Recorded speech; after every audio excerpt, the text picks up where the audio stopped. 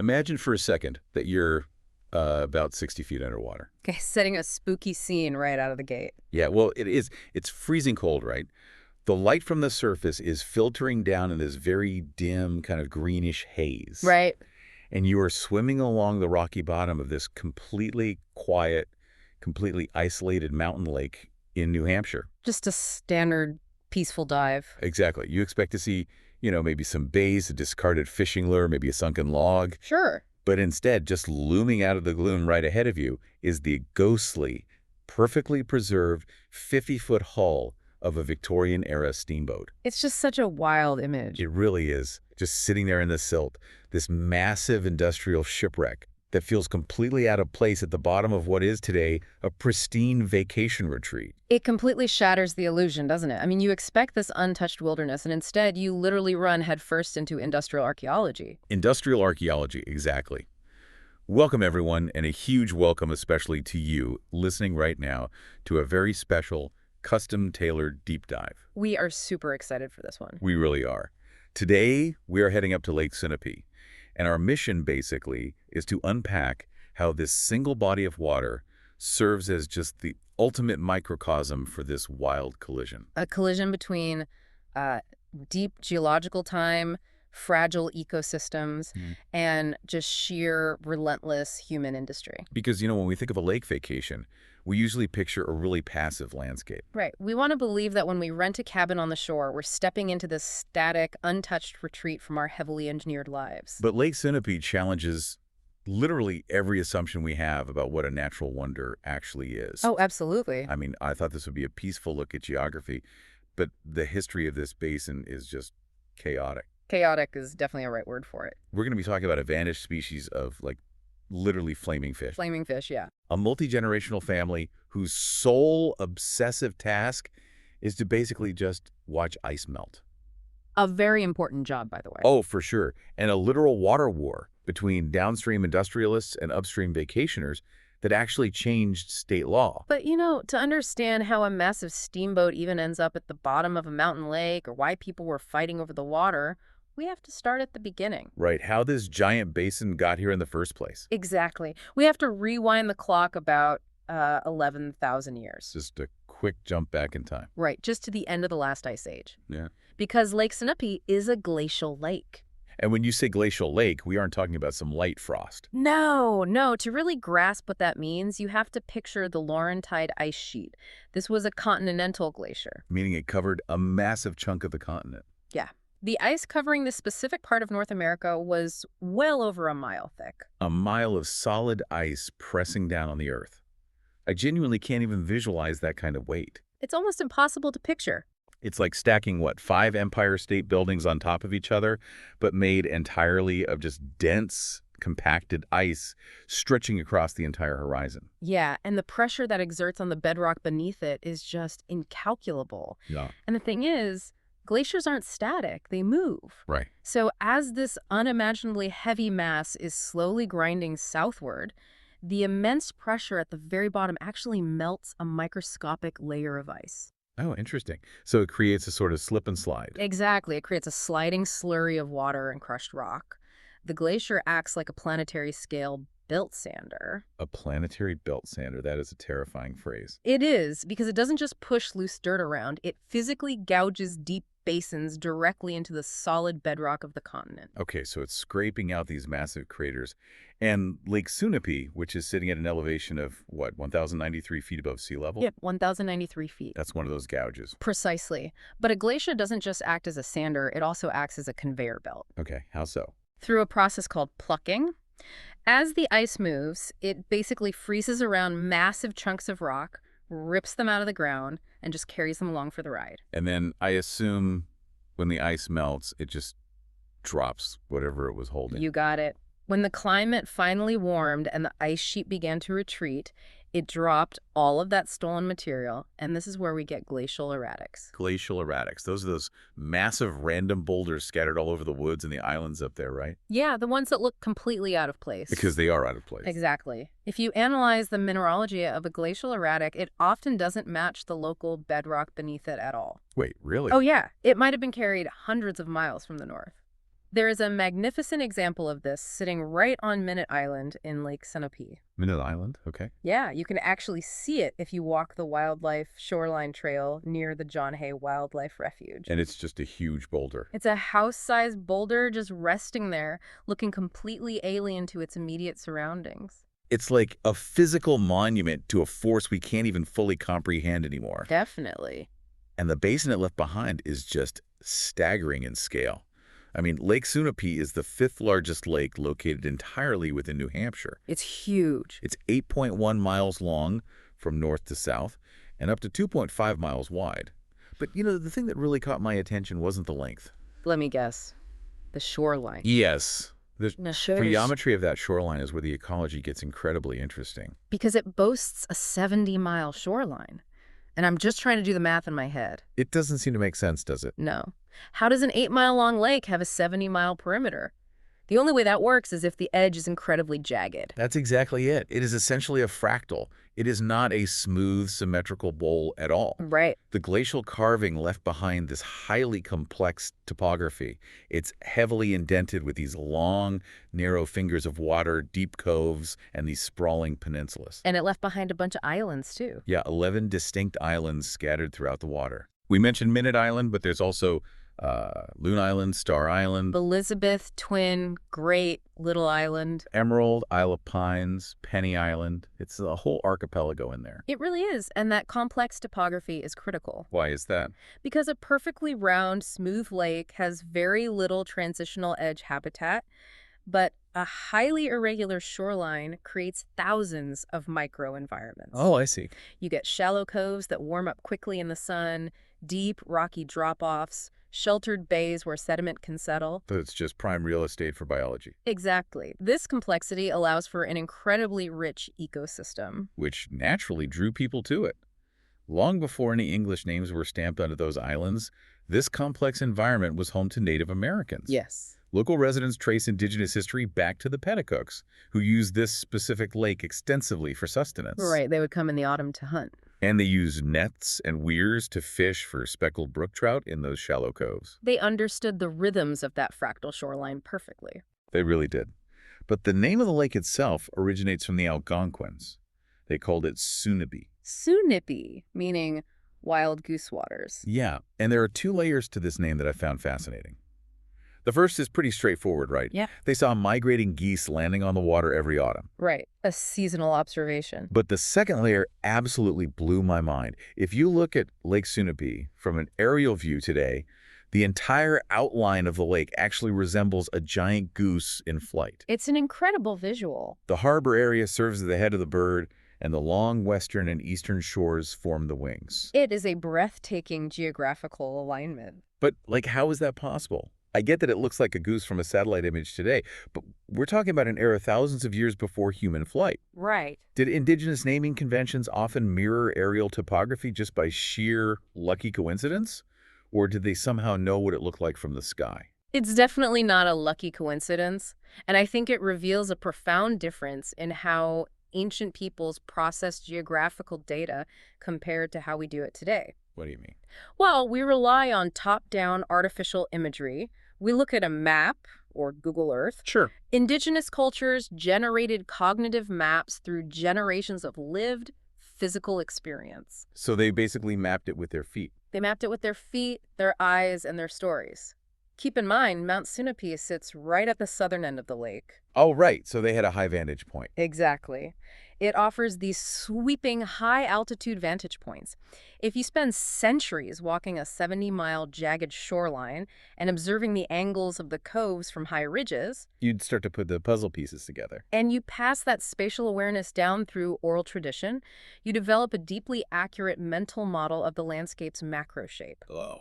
They didn't need an airplane to synthesize the whole. The name Sunapee represents this holistic understanding, the literal geese migrating on the ground, mirroring the shape of the water holding them. That is just an incredible way to interact with the world. Right. You aren't just looking at the water, you are understanding the geometry of the earth holding the water. Beautifully put. But, a basin like that is only as remarkable as the water filling it. And the hydrological engine of this lake is a completely different kind of marvel. The water quality of Lake Sunapee is exceptionally pure. So I heard. Yeah, it is fed not just by rainfall, but by cold underground springs that actually rise up from a deep bedrock aquifer. Which means it's incredibly clear. Like if you take a boat out on a sunny day, the water is so clear you can look over the edge and see the rocky bottom 30 feet below you. 30 feet of visibility in a freshwater lake is just stunning. It really is. That level of clarity is a primary indicator of a very specific nutrient-balanced aquatic environment. Meaning what, exactly? It means there's very little suspended sediment and a low concentration of algae. But unfortunately, that purity also makes the lake incredibly vulnerable to any changes in its watershed. Well, before we look at what threatens it, let's talk about the physical dimensions of that water. Sure. The maximum confirmed depth of the lake is 105 feet. But I have to ask you about this historical quirk in the data. Ah, the hedgehog discrepancy. Yes. So there was this long-standing belief, backed by actual 19th century maps, that there was a spot in the lake called Hedgehog that was 142 feet deep. That's what the old charts said. Yet modern sonar sweeps cap out at 105 or maybe 108 feet. Right. How does a 37-foot deep underwater canyon just mysteriously vanish? I refuse to believe a hole that big just filled up with silt. Were the map makers just terrible at their jobs? Well, you have to consider the logistics of 19th century bathymetry. Bathymetry being the study of underwater depth. Exactly. They didn't have acoustic sonar bouncing sound waves off the bottom. Right, so how did they do it? They had a lead line, literally a heavy weight tied to a rope with distance markers, which they dropped over the side of a rowboat. Okay, that sounds horribly inefficient for a lake that is 8 miles long. It was incredibly tedious, and more importantly, it was prone to a very specific geometric error. Oh, I think I see where this is going. Yeah, if you drop a weighted line, you assume it's going straight down. Right. But if there are underwater currents pulling the weight, or if the wind causes the boat to drift across the surface while the line is descending, the rope doesn't drop vertically. It descends at an angle. It descends at an angle. You're measuring the hypotenuse of a triangle, not the actual vertical drop. Exactly. The longer the line, the more the angle exaggerates the depth. That makes so much sense. You pull up 142 feet of wet rope and assume the water is 142 feet deep, completely unaware that the weight drifted 30 feet laterally. Wow. Now, it is technically possible they dropped a narrow lead weight down into a sheer rocky crevice between massive submerged boulders that modern wide-beam sonar might just interpret as a solid floor. Sure, maybe. But a 37-foot discrepancy is almost certainly the result of boat drift during a manual sounding. Okay, so maybe the lake isn't 142 feet deep, but the sheer volume of water is still staggering when you look at the surrounding landscape. It is. Because the math of this watershed is honestly hard to wrap your head around. A watershed is the defining characteristic of any lake's health. Let me walk through these numbers because they paint a frankly terrifying picture of how delicate this clear water really is. Go for it. Okay, if 1 inch of rain falls directly on the surface of Lake Sunapee, it adds 116 million gallons of water to the basin. Just from hitting the surface itself. Right, but the lake is just the drain at the bottom of a massive topographical funnel. A very large funnel. It is surrounded by a 28,800-acre watershed. This encompasses high hills and townlands stretching across Sunapee, Newbury, Sutton, New London, Springfield, and Goshen. And within those 28,800 acres, there are 35 distinct streams and tributaries. Right. And all of them flow downhill, emptying directly into the lake. So if 1 inch of rain falls on that entire watershed, it potentially generates nearly 900 million gallons of water, all rushing into Lake Sunapee. Nearly 1 billion gallons. 900 million gallons from a single rainstorm. It illustrates the extreme connectivity of the landscape. The land-to-water ratio here is about 7 to 1. 7 to 1. Yes. For every square mile of pristine lake surface, there are 7 square miles of land draining into it. Wow. When we talk about protecting a lake, we usually think about, regulating boats or restricting fishing. Right. Things happening on the water. But a watershed means the lake is intrinsically tied to the land miles away from the shoreline. So if I spill, like, a quart of motor oil on my driveway in New London, or if a construction site in Goshen doesn't secure its topsoil, it is eventually caught in that 900 million gallon flush. The water acts as a transport mechanism. picking up everything in its path. Exactly. Oh. Picking up chemical fertilizers, road salt, loose phosphorus from soil, petroleum residues, and carrying all of it down through those 35 tributaries into the basin. Which makes the current state of the lake a massive conservation victory, Yeah, honestly. it does. I mean, it has this rocky base, and remarkably, it is almost entirely free of milfoil, save for one tiny 20-square-foot quarantined area. And for those who don't know, milfoil is an incredibly aggressive, invasive aquatic weed. Yeah, it forms these thick mats, chokes out native plants, tangles boat propellers. It's a nightmare. Keeping a lake with a 7-to-1 watershed funnel milfoil-free requires just a staggering amount of vigilance. But vigilance is kind of a defining trait of the communities around this lake. Absolutely. And perhaps the most beautiful example of that vigilance is the obsessive generational tracking of ice out. I love this tradition. I find it incredibly charming. So ice out is the official date when the winter ice on the lake melts enough for the water to be considered open and navigable from end to end. Right. And people haven't just been casually noting this. There's an official record that has been kept continuously since 1869. Think about that, over a century and a half of localized, hyper-specific climate data. Maintained long before anyone was using the term climate change. Decades before. And it's not maintained by some faceless government bureaucracy. For decades, the official Ice Out Declaration was made by one man, Artie Osborne. Yep. Year after year, he watched the ice. And when he passed away in 2010, the responsibility didn't go to a committee. It stayed in the family. It was passed down to his son, Richard Osborne. It is quite literally a multi-generational family duty to watch water freeze and melt. It is a profound act of citizen science. The Osbornes essentially serve as human sensors for the ecosystem. That's a great way to put it. Because the physics of a frozen lake are incredibly complex. When a lake freezes, it essentially seals the ecosystem off from the atmosphere. Meaning no new air is getting in. All right. Oxygen stops mixing from the wind. The water column stratifies by temperature. Okay. So the exact day that ice breaks apart, ice out, triggers the spring turnover. Which is what exactly? It's a massive vital mixing of oxygen and nutrients from the bottom to the top of the lake. And by tracking that exact day for 150 years, the Osbornes have accidentally created a flawless timeline of shifting climate patterns. Flawless. Historically, ice out happens in April, but the extremes are wild. The latest ice out ever recorded was May 14th, 1888. Imagine the middle of May. Trees should be budding, agricultural planting should be well underway. And a massive basin in the middle of your geography is still locked in solid ice. That has severe downstream effects on soil temperature and the local economy. But the other extreme is even more telling, I think. Oh, definitely. Because the earliest ice out on record occurred very recently, March 18th, 2016. That was the first time in recorded history that the lake opened up prior to the vernal equinox. The vernal equinox being the astronomical start of spring, usually around March 20th or 21st. When day and night are of equal length. Right. The fact that the lake melted before spring even officially began is a massive shift. It is a monumental data point. Shifting from a mid-May thaw in the late 19th century to a mid-March thaw in the 21st century drastically alters the biological clock of the lake.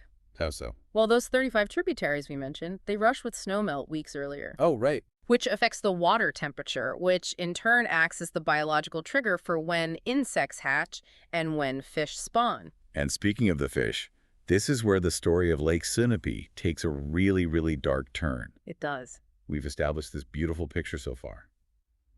An ancient glacial basin, crystal clear underground springs, a heavily monitored watershed, and families meticulously watching the ice melt. It sounds like perfect harmony. It really does. Mm.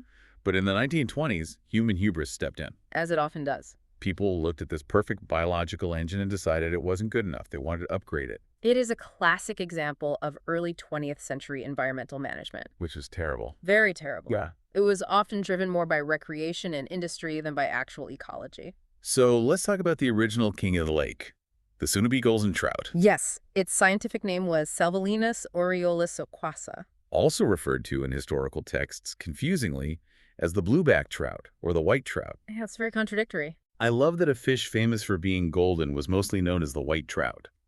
It sounds like a riddle. It does. According to historical records from the 1960s, these fish were a dull silver color for the vast majority of the year. They just blended in. Right. But in the autumn, something triggered a massive biological change. During their nuptial season, their mating season, the males underwent this incredible transformation. They turned a brilliant, flaming, iridescent color. Yeah, that's where the aureolus part of their name comes from. It literally translates to golden halo. They were visually distinct, featuring a deeply forked tail, completely different from the square-tailed brook trout that the Pennacooks used to catch. They were an evolutionary marvel, really. They had adapted over 11,000 years to the specific, deep, pure, frigid environment of that glacial basin. Because the lake was so isolated. Exactly. Because of that isolation, their genetic lineage was completely unique to that single body of water. They were a localized miracle. But a localized miracle wasn't enough to satisfy the fishermen of the Roaring Twenties. No, it was not.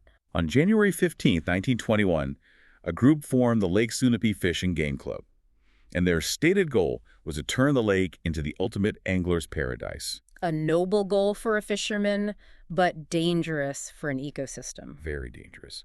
And they went about this with the subtlety of a sledgehammer. By 1922, they had constructed massive concrete rearing tanks at George's Mills on the northern tip of the lake. And then they just started dumping life into the water. The numbers are insane. The sheer volume of the stocking program is difficult to reconcile with any modern conservation standards. I'll say, over an 18-year period leading up to 1940, this club planted 347,403 landlocked and Chinook salmon. Just massive numbers. They introduced 196,040 various trout species. They threw in another 345,000 mixed trout and salmon. It's just a free-for-all.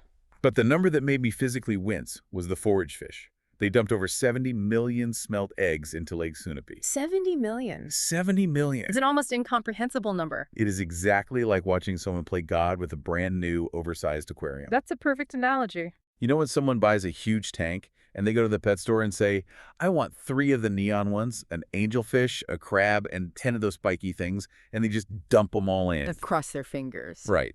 And within 3 days, the pH crashes, the big fish eat the small fish, the plants die, and the water turns gray. Because it's too much chaos all at once. That is exactly what this fishing game club did, but on a 4,100-acre scale. Yeah. What was the underlying logic here? How did anyone think dumping 70 million smelt eggs was a good idea? Well, you have to view it through the paradigm of agricultural science at the time. Okay, explain that. They viewed a lake not as a fragile web of interdependent species, but basically as a watery farm field. Oh, just crop management. Exactly. If you want to grow a massive crop of top-tier predators, the hundreds of thousands of salmon and trout they were introducing for sport, you need to provide them with an endless buffet. Right, they need to eat. Smelt are forage fish. So the club introduced 70 million smelt eggs to artificially hypercharge the bottom of the food chain. Assuming it would seamlessly support the top of the food chain. Right. But they didn't just introduce food, they introduced competition. Yeah. And amidst this chaotic flurry of biological meddling, they made a fatal error. The lake trout. They introduced lake trout. It's believed it might have even been an accident, a mix-up at the hatchery. Which is just heartbreaking. It is, because that mistake eradicated the golden halo forever. This is where we see the concept of genetic swamping in action. Genetic swamping, what is that? Well, we usually think of a species going extinct because it gets hunted to death or its habitat is destroyed, right? Overfishing, pollution, that kind of thing. But the Sunapee golden trout faced a different mechanism of extinction. The introduced lake trout were incredibly aggressive, and they competed for the exact same deep water resources and spawning grounds. Okay, so they pushed them out.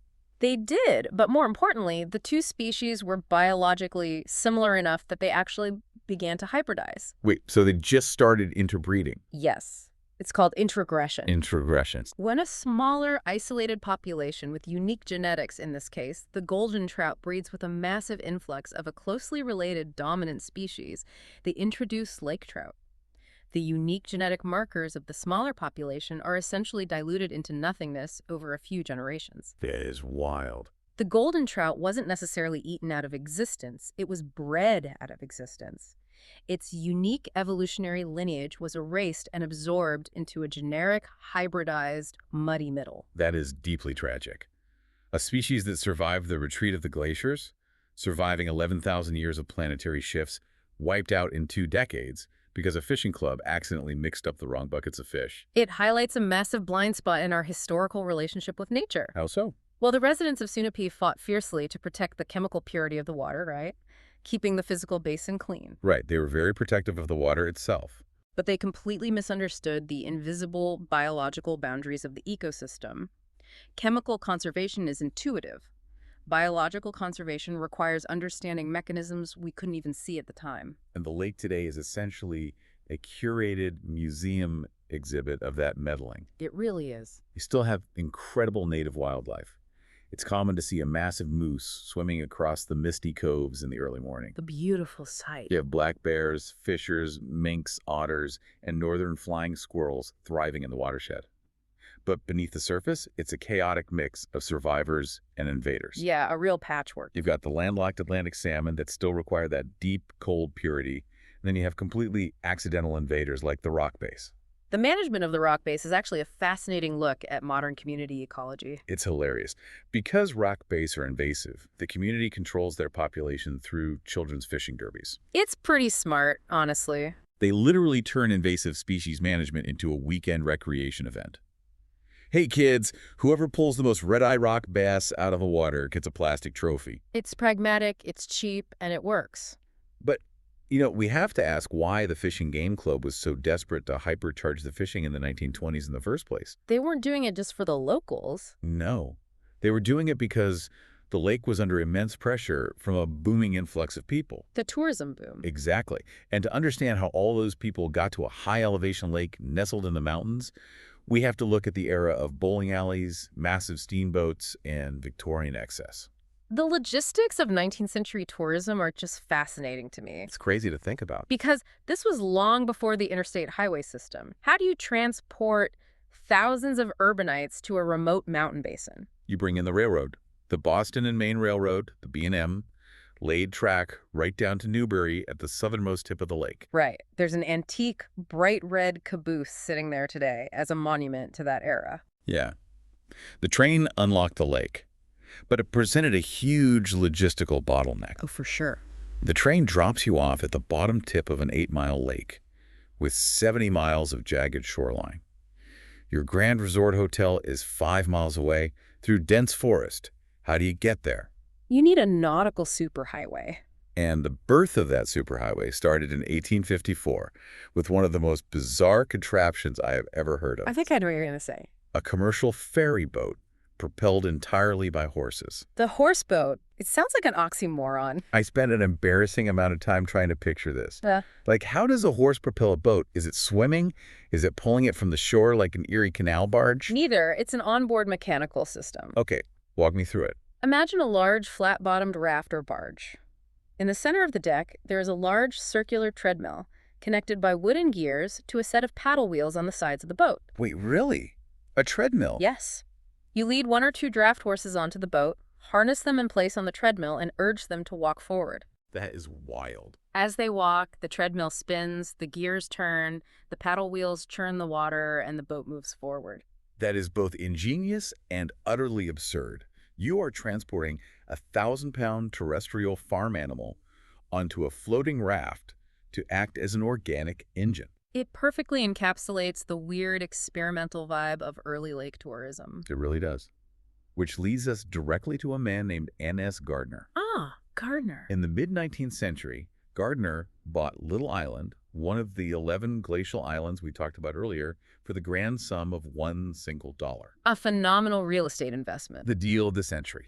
Yeah. And what does he do with his private, pristine island? He builds a massive, noisy bowling alley right in the middle of it. Naturally. Then he launches a steamer, originally called the Pennacook, later renamed the Mountain Maid, whose primary purpose is to ferry rowdy tourists across the lake to his private island so they can drink and bowl. It just shatters our modern preconceptions of the Victorian era. Totally. We tend to visualize the 19th century through rigid photographs, people in stiff corsets, top hats, unsmiling. We think of nature tourism as aristocratic and restrained. Exactly. But N.S. Gardner's Dollar Island bowling alley proves that the democratization of leisure was loud, communal, and highly entertaining. And it was incredibly lucrative, which meant the scale of the boats exploded. Enter the Woodson brothers. The Woodson brothers changed everything. They looked at the horse boats and the little ferries and decided to industrialize the whole operation. In 1876, they launched the Lady Woodson, a 50-foot steamer carrying 75 passengers. A big step up from a horse on a raft. Huge step up. 9 years later, in 1885, they debuted the Edmund Burke, 90 feet long, carrying 600 passengers. Wow. And then, in 1887, they built the undisputed heavyweight champion of the lake, the Amelia White. The Amelia White is a staggering feat of inland naval engineering. It was 101 feet long. It carried 650 passengers at a time. Let's just pause and really think about the logistics of this. Please, because I can't figure it out. This is not a boat you build in Boston and sail up the coast. Lake Sunapee is landlocked, over 1,000 feet up a mountain. How do you get a 101-foot steamship onto that water? I mean, you can't put it on a train car. No, you build it in place. Oh.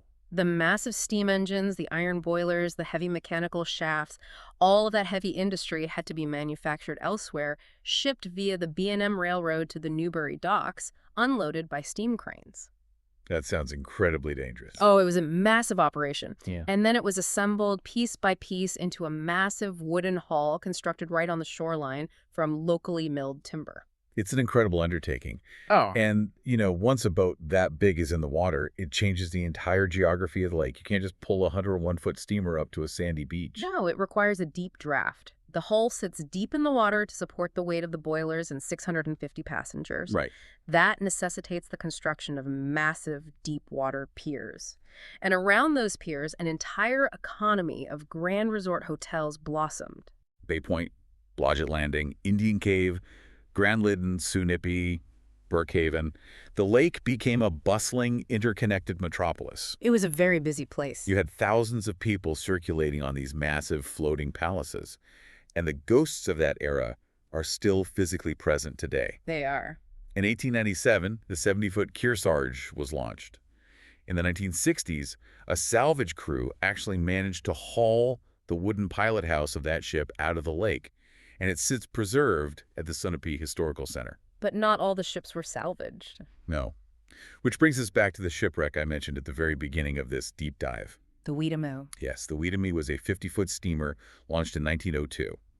Eventually, it was intentionally scuttled, sunk near Newbury. And because the water is so cold and deep, the wooden hull is largely preserved. Local scuba clubs dive down to it regularly. It's an underwater museum of the Victorian superhighway. It is fascinating that it was intentionally sunk, though. It highlights the sudden obsolescence of the steamboat era. What killed the massive steamers? The internal combustion engine. The automobile completely rewired the concept of vacationing. Because suddenly you aren't beholden to the railroad timetable. You don't need to be dropped off at the bottom of the lake, and you don't need to buy a ticket on the Amelia White to get to your hotel. Exactly. You can drive your own car directly to your own private, decentralized cottage on your own schedule. So the grand communal resorts collapsed. The massive steamers became useless wooden hulks, and the shoreline fragmented into private property ownership. The communal superhighway became a sprawling private neighborhood. Though people still crave the romance of it, I think. Today, you have modern replicas cruising the water. Yeah, a nod to the past. The MV Mount Sunapee II does summer tours. And fun fact, the original Mount Sunapee boat from the 50s was actually a confiscated Maine rum runner named the Susie Q. I love that detail. It's so good. And there's a modern vessel called the Kearsarge, built in 1970 to look like a Mississippi River paddle wheeler. Oh, right. In 1980, they literally cut the steel hull in half, welded in a new midsection to lengthen it, and turned it into a massive restaurant ship. So the desire to glide across the water while eating dinner is still very much alive. But during the absolute height of the Victorian steamboat era, when those 101-foot ships were churning the water and the grand hotels were booming, a massive structural crisis emerged. Uh-oh. Because if your entire economy relies on massive ships that require deep water and docks that need to meet the water at a specific height, Right. the physical depth of the lake becomes your most critical asset. Which sets the stage for one of the most dramatic, high-stakes legal battles in New Hampshire history. Yes. We have reached the water war. The Battle of the Mansions versus the Mills. This is a textbook example of conflicting resource management, and it revolves entirely around gravity. Gravity. Yeah, we discussed how 35 streams flow into Lake Sunapee, but we need to look at where the water flows out. Okay, so the lake drains out through an outlet in Sunapee Harbor, forming the headwaters of the Sugar River. And the topography of the Sugar River is intense. Tell me about it. Over a distance of just 27 miles, flowing west through towns like Newport and Claremont toward the Connecticut River, the water drops 800 feet in elevation. Oh, The lake is discharging about 250 cubic feet of water per second into a steep, fast-flowing descent. that is an immense amount of kinetic energy. And in the 18th and 19th centuries, kinetic water energy was the absolute lifeblood of industry. It was the only way to power massive machinery before electricity. Precisely. Long before the tourists arrived, industrialists saw that 800-foot drop and recognized it as an endless engine. Right. In 1768, Benjamin Giles built a grist mill on the Sugar River to grind grain. By 1813, James Wolcott was building massive textile mills in Newport. But there was a problem. The natural flow of a river is highly irregular. Sure. In the spring, snowmelt causes massive destructive floods. In the heat of late summer, the river dries up to a trickle. And if the river dries up, the water wheel stops turning. The mill shuts down. The looms stop weaving. Hundreds of people are out of work, and the mill owners lose a fortune. Capitalist industry requires predictability, so the mill owners decided they needed to control the source. This part is just crazy to me. In 1820, a group of influential proprietors formed the Sunapee Dam Corporation. They went to the New Hampshire legislature and successfully lobbied for an astonishing legal decree.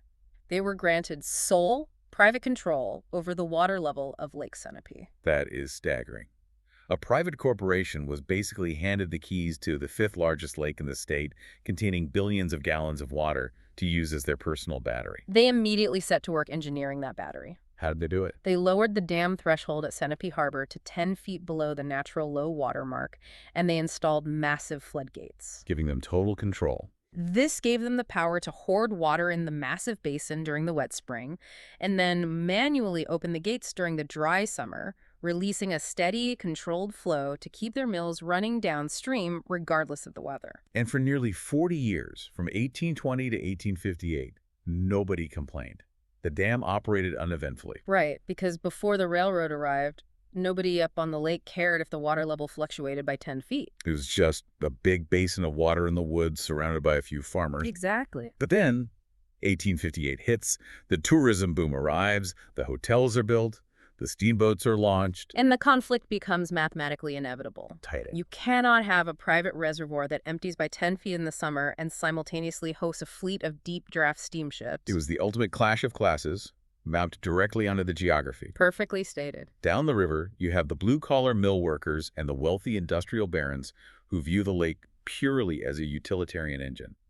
Without that water, their economy starves. Right. Up on the lake, you have the wealthy Victorian tourists, the hoteliers, and the local agricultural farmers who view the lake as a scenic, navigable resource, whose value depends entirely on its stability. When a severe summer drought hit, the Dam Corporation did what it was legally entitled to do since 1820. They cranked open the floodgates at the harbor to save the mills. Millions of gallons rushed down the Sugar River, and the lake level plummeted. The resulting chaos is almost comical to imagine. The historical accounts paint a ridiculous Well, picture. they really do. You have the Amelia White, this majestic 101-foot titan of the water, suddenly grinding into the mud and getting stuck in the middle of the lake because the deep water channels vanished. Just maroon. The elegant docks at the grand hotels were suddenly sitting high and dry, 20 feet away from the water line, completely useless. Yeah. The hotel owners were frantically building haphazard wooden extensions further out into the mud just so passengers could disembark. It's so ridiculous. And it wasn't just a nuisance for the wealthy, it disrupted the local agriculture. My favorite detail is the farmers. Oh, yes. The farmers whose land abutted the lake relied on the water line to act as a natural boundary for their livestock. When the water level dropped dramatically, massive swaths of muddy shoreline were exposed. So what happened? Cows and sheep just started wandering out onto the lake bed, getting stuck in the mud or wandering off onto neighboring properties. The farmers literally had to wade out into the muck and build fences deep into the water just to corral their animals. It's such a mess, and the situation devolved into a bitter, multi-decade legal and political war. Lawsuits everywhere, I imagine. Everywhere. The hotel owners and steamboat captains demanded the water stay high.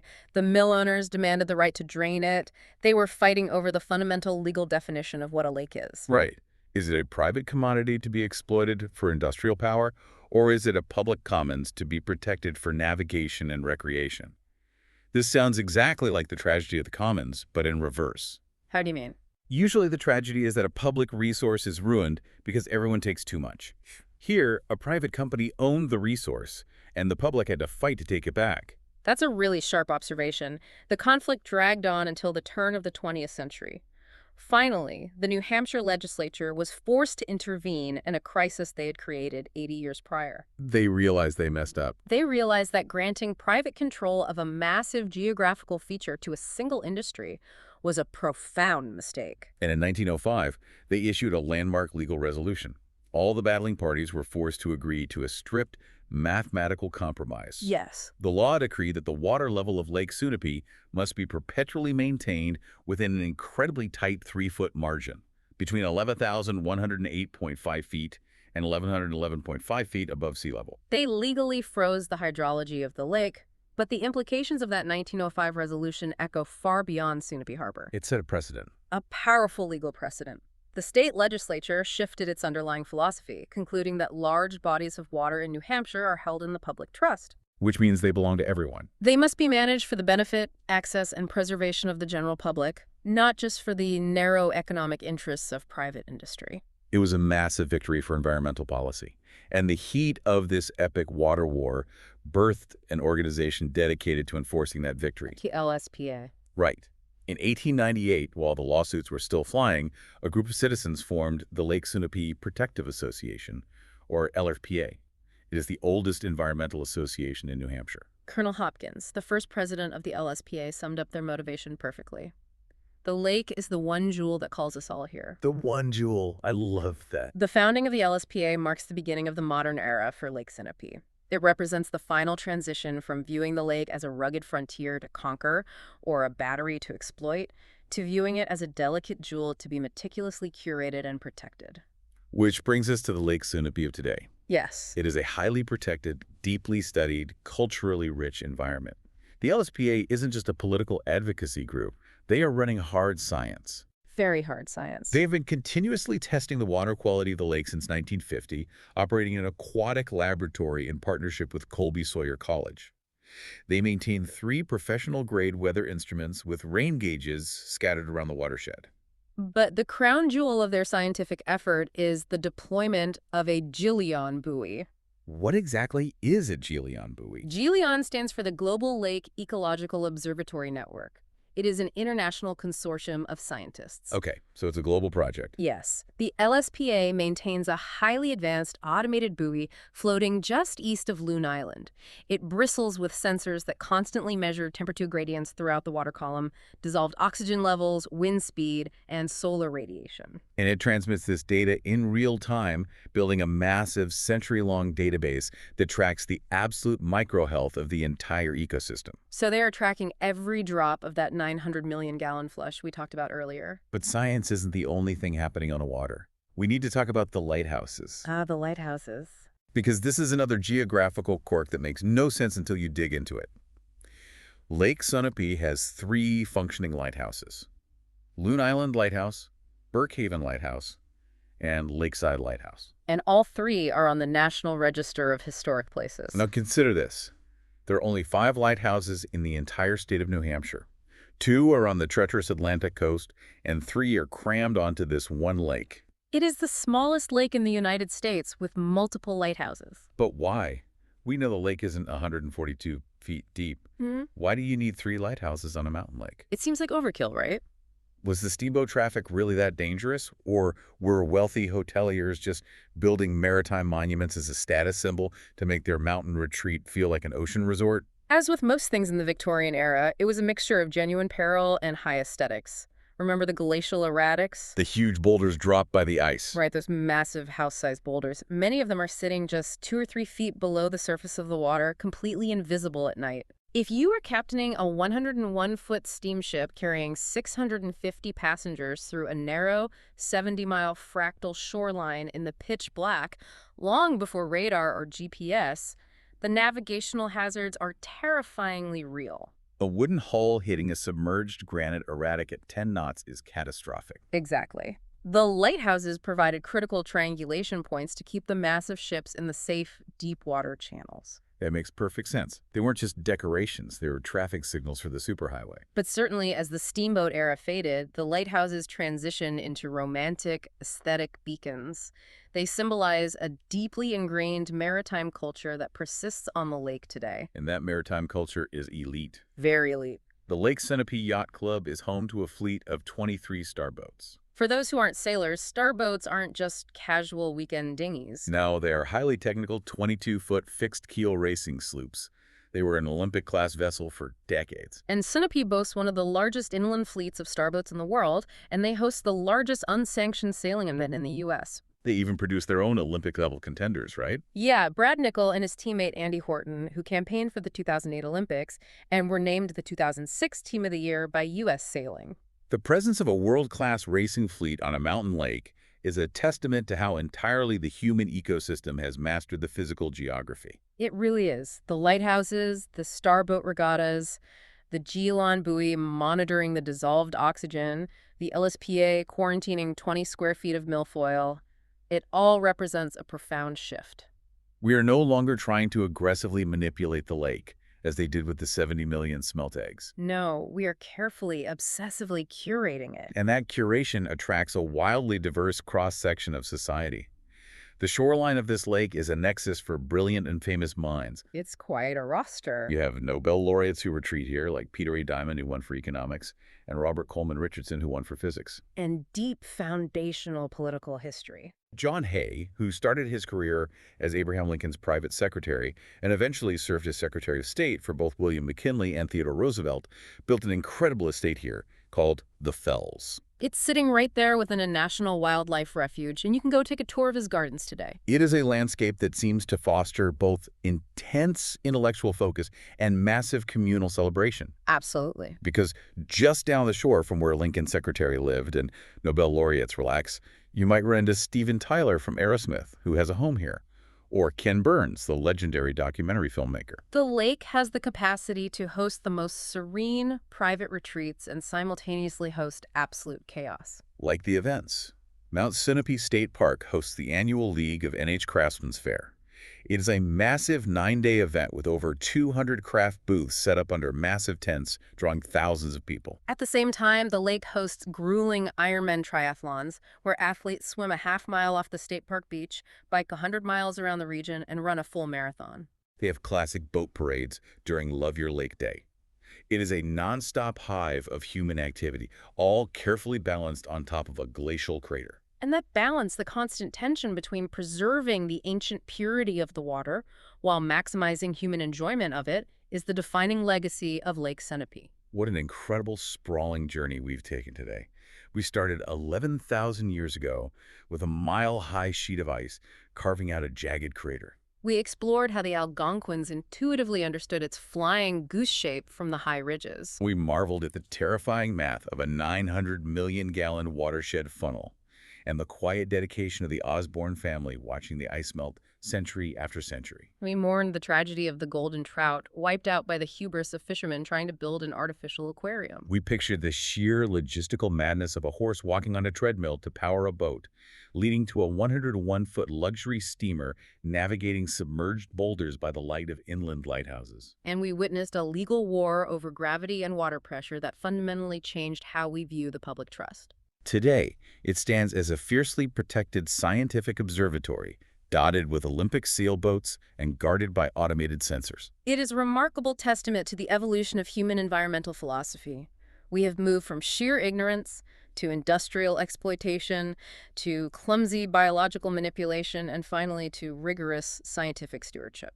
Which brings me to one final, deeply provocative thought that I want you, our listener, to mull over long after this deep dive ends. Lay it on us. We talk at the very beginning about the illusion of the Bob Ross painting, how we go to a lake expecting to find untouched, passive nature. But think about the timeline we just laid out. The timeline is wild. The glaciers took 11,000 years to carve the rock and slowly, meticulously shape the isolated biology of this ecosystem. The slow march of geological time. Yes. But human intervention, from eradicating an ancient, perfectly adapted species of golden trout in just 2 decades to literally and artificially freezing the lake's physical water levels by a legal decree in 1905, completely rewrote its biology and its hydrology in less than a single century. We didn't just visit the lake. We reauthored it. We replace natural evolution with human engineering. So when you look out over the incredibly pure, beautiful, pristine waters of Lake Sunapee today, with its 30-foot visibility and its perfectly manicured shorelines, are you actually looking at nature? Or are you looking at a giant, carefully curated, open-air museum that we engineered? Exactly. We successfully quarantine the milfoil, we manage the rock base with children's derbies, we dictate the exact water depth by law, and we monitor the oxygen with satellite buoys. It is beautiful, but it is deeply artificial. What will our geological footprint look like to whoever studies this specific basin 11,000 years from now? Will they see the remnants of a wild natural wonder? Or will they excavate the ruins of a massive, heavily managed aquatic botanical garden? It is the ultimate question of the Anthropocene era. When does a natural resource become a human artifact? Thank you so much for joining us on this custom deep dive today. Whether you are prepping for a summer trip to New Hampshire, studying the bizarre history of environmental law, or just insanely curious about the hidden mechanics of the world, we hope we've given you a brand new lens through which to view the water. Keep questioning the invisible histories of the natural world around you, because as we've seen today, the water is always, always deeper than it looks. We'll catch you on the next deep dive.